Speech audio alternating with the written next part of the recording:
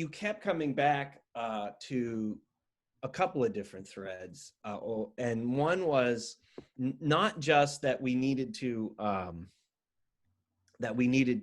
be intellectual, move with intellectual rigor. Okay, those are my words, not yours. But also that we needed to take time to contemplate. I remember you talking a lot about this, and I remember you talking about this in other sort of outside the classroom over the years as we connected from time to time. I'd like you to talk a little bit about that, the importance of that. I wonder, because I feel like a lot of the issues that we're having right now, not just political, because they go deeper than just politics. They are societal ills that I feel like they'd still be there. Those challenges would still be there, but we'd be handling them differently as people. I don't feel like we're taking enough time to really contemplate and to simply reflect on things. Yeah, it's not a high value in our society. I think it's changing.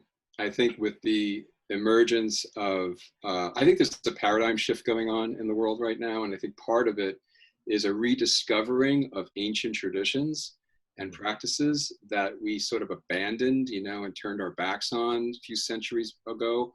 And we're rediscovering those and we're finding them again. And I think that's helping people, with yoga and the reemergence of yoga and all these other practices. I think that's all really great for bringing out that contemplative side of the human and to rebalance ourselves. I just feel like we've kind of left-brained ourselves into a corner and limited our options as a result, civilization-wide.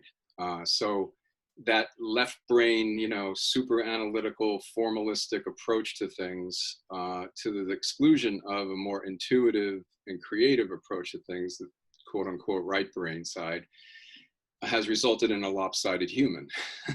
Right. That's my view of it. We're like a lopsided. And so we've been lopsided and trying to see straight when we're just lopsided, and you can't see straight when you're lopsided. So yeah, I feel like we've, this is put us into a terrible situation.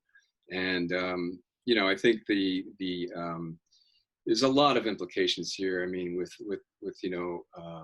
the domination and power structures in the world, have been. We seem to be afraid of so many things, don't we? Well, yeah, and I think rightfully so. There's a lot to be afraid of, I think, but I don't think we've been given the tools to access those parts of ourselves that can alleviate some of those fears, and in tapping into that quieter side of the human, of that human potential. So yeah, I feel like we all will benefit tremendously by trying to slow things down, slow time down. I mean, we can actually slow time down. Because how time is. It's like there's experience time and there's measured time. They're like two different things. They're like two different universes sometimes, right? It's amazing. Right. Time is a weird thing. But so we have some kind of control there. And I think it behooves us to slow time down and to try to be with ourselves and tap into that potential. Now, that's going to lead to some discomfort, perhaps. It often does, because I think once we really start listening to our inner beings, our phone starts ringing. Yeah,